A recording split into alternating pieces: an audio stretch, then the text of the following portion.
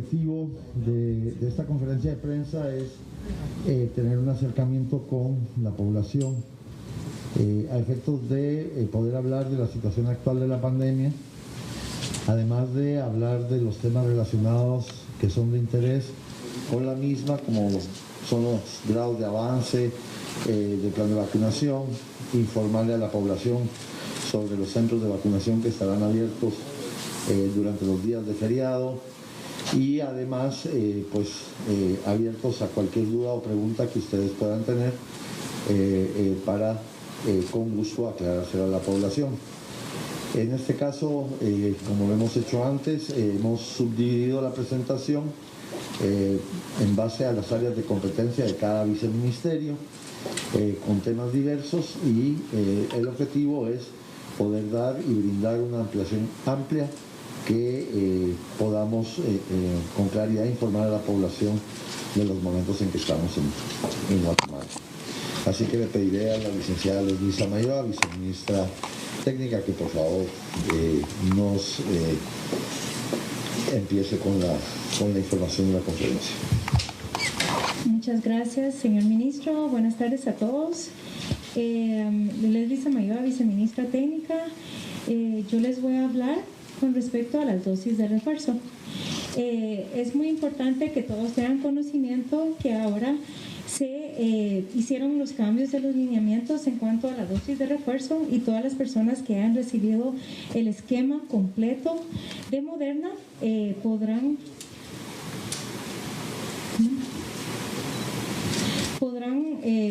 optar a la dosis de refuerzo, ya sea Moderna o Pfizer, siempre y cuando hayan cumplido con un intervalo de 6 meses después de completar el esquema completo. En cuanto a Pfizer, también tenemos como dosis de refuerzo Moderna o Pfizer. AstraZeneca, también está AstraZeneca, Moderna o Pfizer. Sputnik V, se le aplicará la dosis de refuerzo AstraZeneca, Moderna o Pfizer después de 6 meses. Y las personas que han sido vacunadas en el extranjero, que han recibido la vacuna de Johnson, después de 2 meses de vacunación, pueden recibir la dosis de refuerzo de AstraZeneca, Pfizer o Moderna. En cuanto a Sinovac o Sinopharm, AstraZeneca, Pfizer o Moderna, con un intervalo de 3 meses. Es importante que sepan que esto es después de completar el esquema completo de cada vacuna de las personas. Muchas gracias. A continuación le pediré al doctor Jorge Meneses, viceministro de Hospitales, que nos ponga al día de la situación actual en relación a los hospitales de la red nacional.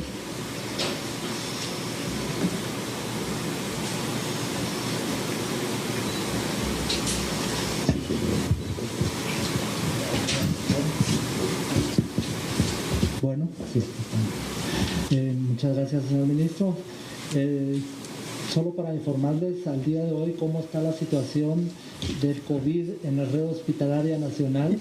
En esta gráfica que tenemos ahí al frente podemos ver cómo se ha comportado la pandemia y cómo estamos en la ocupación de los hospitales. Con gran satisfacción podemos decir que la ocupación general de toda la red hospitalaria se encuentra en el 6%. Y que para pacientes moderados y 15% para pacientes severos. Respecto a los hospitales COVID, tenemos 0% de ocupación para los pacientes moderados y 7% de ocupación para pacientes severos. Y la ocupación en los hospitales que no son COVID, tenemos 4% de ocupación para pacientes con enfermedad moderada y 11% para pacientes con enfermedad severa. Al momento, hasta el 21 de diciembre, en los hospitales nacionales hemos hospitalizado un total de 29.305 pacientes. De ellos, tenemos que lamentar la muerte de 7.265. El siguiente, por favor. En esta gráfica podemos ver el comportamiento que ha tenido el porcentaje ocupacional de los hospitales, de toda la red hospitalaria, desde el mes de enero hasta el mes de diciembre. La gráfica es muy demostrativa de cómo estamos actualmente, cómo después de haber tenido el pico más alto en los meses de agosto y septiembre, actualmente la pandemia pues se nos tiene con una ocupación de un 4% para pacientes moderados y de 11% para pacientes severos. En la siguiente gráfica vemos cómo está la ocupación de camas. Toda la red hospitalaria actualmente tiene en disponibilidad para la población 2.247 camas para atención de pacientes COVID. De estas, 1.638 son para pacientes moderados y 609 para pacientes severos. Actualmente, de esas 2.247 camas, solo tenemos ocupadas 96. De esas, 74 es con pacientes moderados y 22 con pacientes severos. La ocupación es del 4%. Al final podemos ver cómo tenemos 28 hospitales que no tienen pacientes moderados y 38 hospitales que no tienen pacientes severos. Abajo hay un listado de todos los hospitales, sería muy tedioso leerlos todos, pero sí tenemos incluso muchos, 13, 14 hospitales que no tienen ningún tipo de pacientes con COVID actualmente. Muchas gracias, eso es cuanto tenemos para informarles el día de hoy.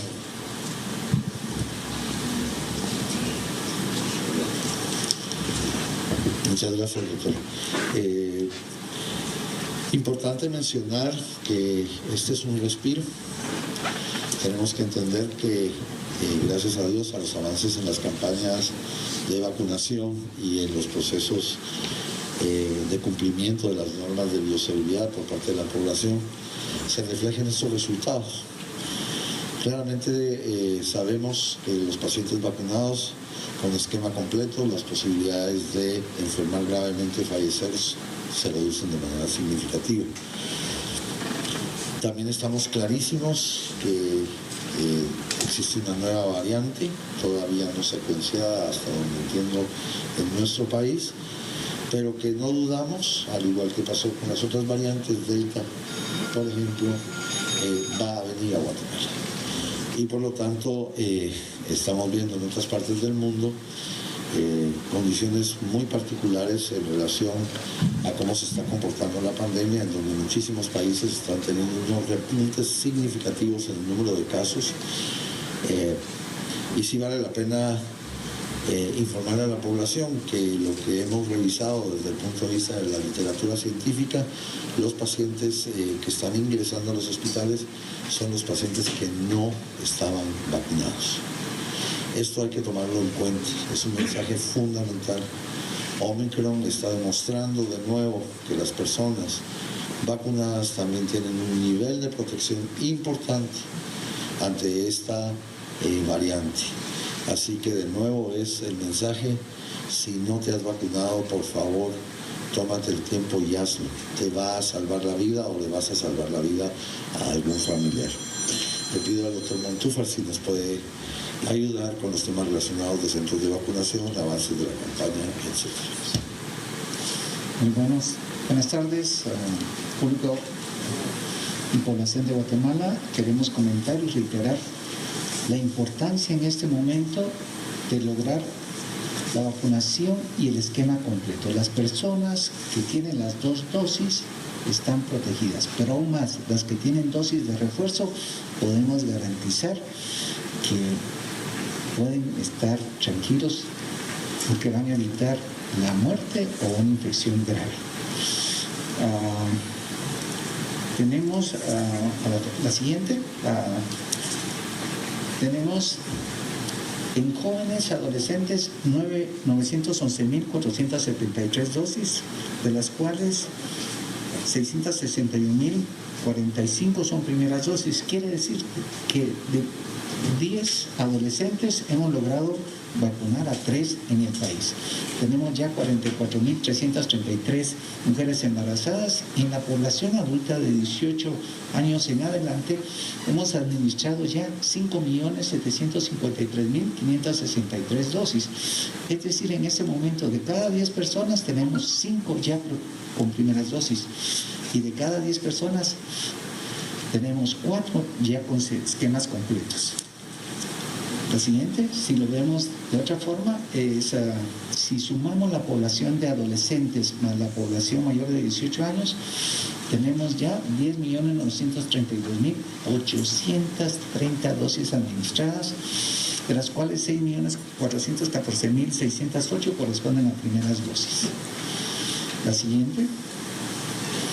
Ese es respecto a la cantidad de dosis que hemos administrado. Vacuna Moderna es la que más hemos administrado a la fecha, 2.614.806 primeras dosis y 2.148.000 segundas dosis. AstraZeneca hemos administrado 1.721.752 primeras dosis y 1.102.000 segundas dosis. Vacuna Sputnik ya llevamos 1.380.334 primeras dosis y 976.319. Y vacuna Pfizer, en la cual estamos enfatizando a la población adolescente, llevamos 697.716 primeras dosis y 290.505 segundas dosis. La siguiente. Aquí podemos ver cuál ha sido el comportamiento. Es lento en este momento la vacunación, ha cambiado su estrategia, las intervenciones de intensificación de la vacunación a nivel de comunidades rurales es de casa en casa, ampliando horarios, recorriendo caminos rurales, es búsqueda de pacientes, es una búsqueda activa. Y eso nos hace ir un poco más lentos, pero seguimos trabajando en lograr la cobertura esperada. La siguiente. No solo es vacunación, estamos realizando operativos con la multisectorial. A la fecha hemos realizado 502 operativos multisectoriales, 168 establecimientos con procesos administrativos sancionatorios. Vemos que en los principales departamentos del país se han realizado. Hemos logrado ya con la siguiente. Del presupuesto asignado para áreas de salud con el decreto 11-2021, hemos logrado 466.833.633 quetzales. Llevamos a la fecha 35% de ejecución. Pueden ver que los rubros más pequeños en ejecución son médico-quirúrgicos, medicamentos, y ahí tenemos un problema, y es que no hay medicamentos en plaza. De los medicamentos autorizados no hay en plaza. Nos ofrecen que nos van a proveer, pero hasta el mes de febrero. Esas dificultades enfrentamos hoy para poder tener una adecuada ejecución. La siguiente.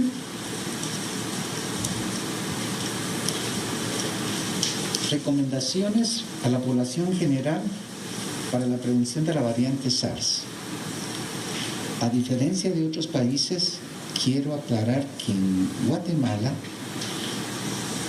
las restricciones que tenemos con el acuerdo ministerial 234-2020 y 146 han hecho la diferencia.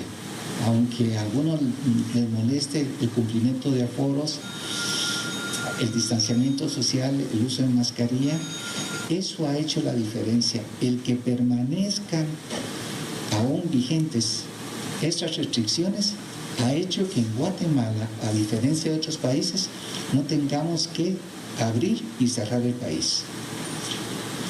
Esto nos ha mantenido y resguardado hasta la fecha del impacto como en otros países europeos. Y ese cuidado es el que tenemos que seguir. Y esa es una de las razones de hoy de invitarlos a ustedes para que nos ayuden a comunicar a la población guatemalteca la importancia de estas recomendaciones. Es importante la vacunación, promover la vacunación en todos los grupos de edad, con énfasis en los grupos de riesgo. Posponer viajes de turismo, especialmente a países con circulación de la variante Omicron, hasta que la situación se encuentre en control. Nuevamente, insistir en el uso adecuado de mascarilla, lavado frecuente de manos con agua y jabón o uso de alcohol gel y el distanciamiento físico y social. La siguiente, reforzar la aplicación y medidas de actividad económica y aforos contenidos en el 234 y 146, y ante el aparecimiento de síntomas o conocimiento de haber tenido contacto con algún caso positivo, debe de asistir inmediatamente a un servicio de salud para evaluación. Evitar organizar o asistir a reuniones sociales o religiosas de más de 10 personas en espacios cerrados y mantener medidas de prevención, especialmente con personas identificadas de alto riesgo. Las autoridades civiles y religiosas deben continuar con el monitoreo municipal quincenal de evaluación de los riesgos del semáforo epidemiológico del COVID-19 y velar por la aplicación de medidas de prevención según el nivel de riesgo determinado. Como Ministerio de Salud Pública y Asistencia Social, estamos reforzando a nivel nacional y local acciones de vigilancia epidemiológica, vigilancia genómica, rastreo de casos leves y contactos, capacitación para la atención de casos graves, dotación de equipo de protección personal, abastecimiento de pruebas diagnósticas, toma de pruebas y promoción de la salud y actividades de vacunación. Queremos reiterar, continuemos con la protección, lo que depende de cada uno de nosotros: uso de mascarilla, distanciamiento social, lavado de manos, hace la diferencia. Aparte de la vacunación con esquema completo, queremos fortalecer el uso de estas medidas. Eso nos va a proteger como nos ha ayudado durante todo el año. Gracias. Gracias, doctor Montúfar. Y es que vale la pena recordar que nuestros promedios y porcentajes de índices de positividad se han mantenido muy bajos esto significa un bajo nivel de contaminación o transmisibilidad del virus. Pero también nos llama poderosamente la atención cómo estamos viendo que se relajan las medidas de bioseguridad. Nos llama la atención, de nuevo, en el sector joven de población, el incumplimiento relacionado con el uso de la mascarilla, el incumplimiento del distanciamiento social, y finalmente estamos también observando la asistencia a una serie de eventos que no necesariamente tienen que ver con el objetivo final de lo que son estas fiestas tradicionales. Y por lo tanto, como lo decía el doctor Montúfar, es un llamado a la reflexión a la población para que por favor nos sigamos cuidando. Gracias. Voy a pedirle al viceministro administrativo que nos informe cómo vamos financieramente en el ministerio. Buenas tardes a todos. Gracias por este espacio que nos dan como autoridades del ministerio para dar a conocer a la población los avances no solo de la vacunación y todas las medidas que se están tomando para frenar este flagelo que ha afectado a todo el mundo. En el área administrativa les queremos informar que, como ustedes es conocimiento, el decreto 11/2021 aprobó la Ley de Emergencia Nacional, en la cual dotó de herramientas ágiles de contratación con el objetivo de poder abastecer a toda la red hospitalaria y áreas de salud de los medicamentos principales que pudieran hacer frente a esta pandemia. Queremos dar los avances. Les comentamos que a esta fecha tenemos más de 900 procesos ya adjudicados en el portal de Guatecompras, y que dicha adjudicación representa un monto en quetzales que afectan el presupuesto de 668.8 millones de quetzales. Además, se tienen ahorita 34 procesos que están en la etapa de adjudicación, y que de concretarse la misma estaríamos reflejando un monto adicional de adjudicación de 52.4 millones de quetzales. También pues damos a conocer que entre los principales insumos o tipo de gasto que se han ejecutado está el tema de los medicamentos. una participación de un 30.1% de esa cantidad que les comentaba hace un momento, de 668 millones de quetzales. Luego también tenemos los reactivos y elementos y compuestos químicos con una participación del 40.2%. En la siguiente, por favor. Y luego tenemos también el material y útiles médico-quirúrgicos con una participación del 23%. También es importante dar a conocer y que en el proceso de ejecución de estos recursos pues, se han encontrado algunas limitantes. Ya lo expresaba el viceministro de Atención Primaria, que uno de los principales elementos que nos ha afectado es la falta de disponibilidad en plaza de algunos medicamentos, lo cual por la fecha en la que nos encontramos, pues las empresas no tienen disponibilidad para abastecer en el corto plazo. Esto de alguna manera ha incidido y lo podemos ver reflejado acá. Tenemos más de 600 concursos que fueron prescindidos, ¿verdad?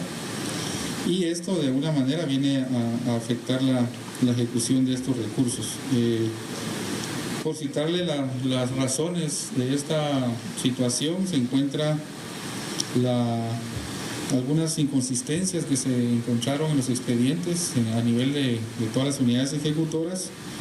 Esto no necesariamente imputable a ellas, sino también hay procesos en los cuales los oferentes pues, no cumplieron con alguna presentación de requisitos.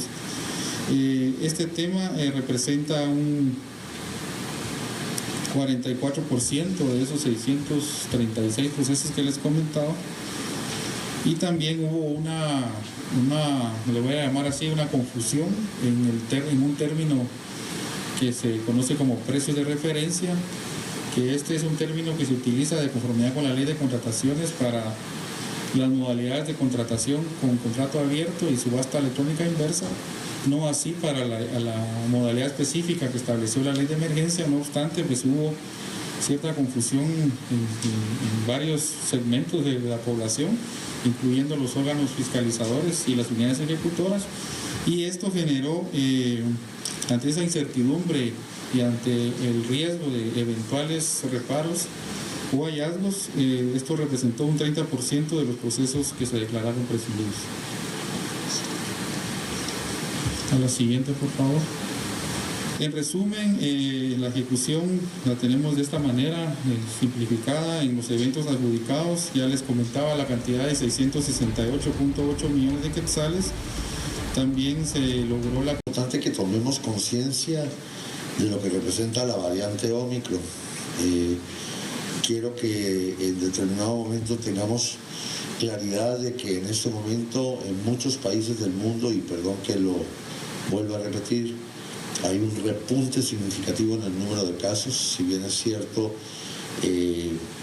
como les explicaba, son la mayoría de ellos casos leves o moderados, y los casos que hemos visto o leído en las informaciones científicas son pacientes no vacunados. Pero sí es importante que conozcamos el por qué la variante Omicron debe ser una variante que tengamos en mente. Para esto nos acompaña el licenciado César Conde, jefe del Laboratorio Nacional, a quien yo quisiera, por favor, pedirle que abundara sobre las características técnicas de esta variante nueva. Muchas gracias.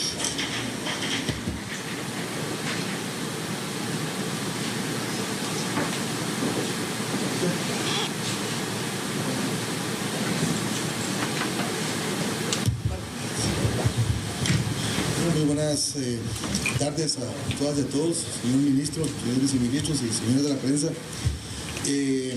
Sí, yo creo que es bien importante tomar en cuenta toda la información que hay al día de hoy respecto a la nueva variante Omicron. Yo creo que estamos pues en una etapa muy corta, digamos, para conocer todas las características de esta variante.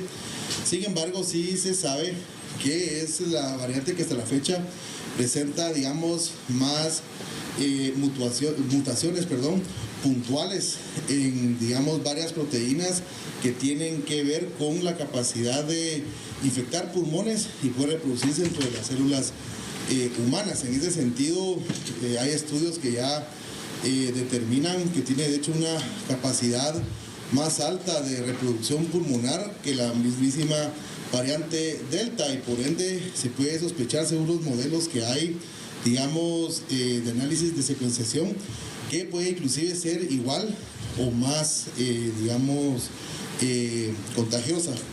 De esa cuenta, el mes pasado de noviembre, 23 de noviembre para ser más exactos, ya pues OMS declaró que esta es una variante de preocupación porque pues puede causar brotes severos, digamos, en los lugares, puede ser más infecciosa y muy importante también que puede en algún momento y eventualmente evadir pues la respuesta inmune que se ha producido a través de las, ya sea naturalmente porque ya me infecté de COVID-19 o a través de las vacunas en una inmunidad artificial, por así decirlo, o adquirida de esa manera.